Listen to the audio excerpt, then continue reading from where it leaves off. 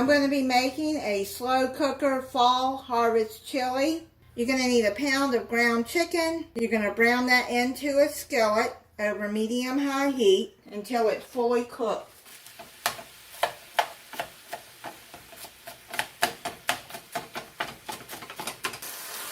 Now you're going to put your cooked chicken into the crock pot.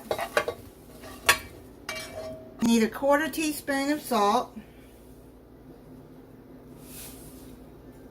1/2 teaspoon of ground sage, 1 teaspoon of cumin, 1 tablespoon of chili powder.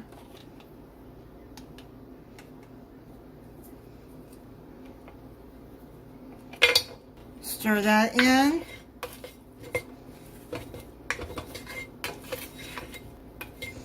I got my crock pot already heating up on low.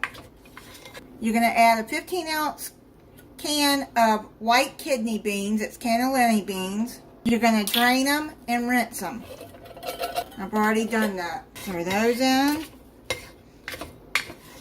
Add 1 cup of pure pumpkin, not pie pumpkin, pure pumpkin.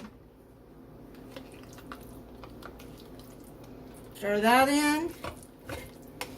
If you want to make this into a vegan chili, you can use plant-based chicken meat. That's what my sister-in-law does. She's vegan. And you can use vegetable broth.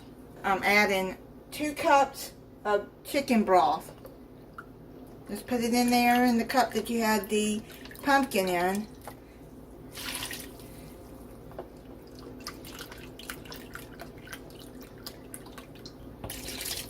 Stir that up. You're going to add 1/2 pound of parsnips, peeled and chopped. I already did that ahead of time.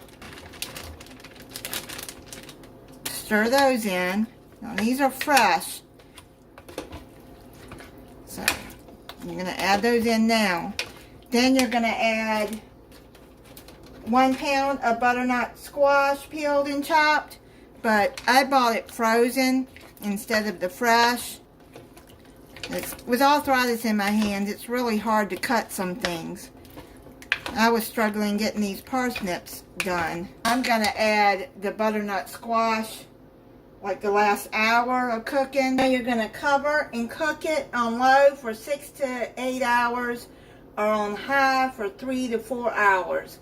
Until veggies are desired tenderness. I'll come back when I put the butternut squash in. I stirred this, this is the second time I've stirred this. I've checked the parsnips and they're done. When they cut in half like that, then they're done. You're going to use fresh butternut squash. You're going to put that in when you put the parsnips in. I got 2 bags of frozen 10-ounce bag of butternut squash. I'm going to put those in. They're chopped already. And then you're going to stir all of that in.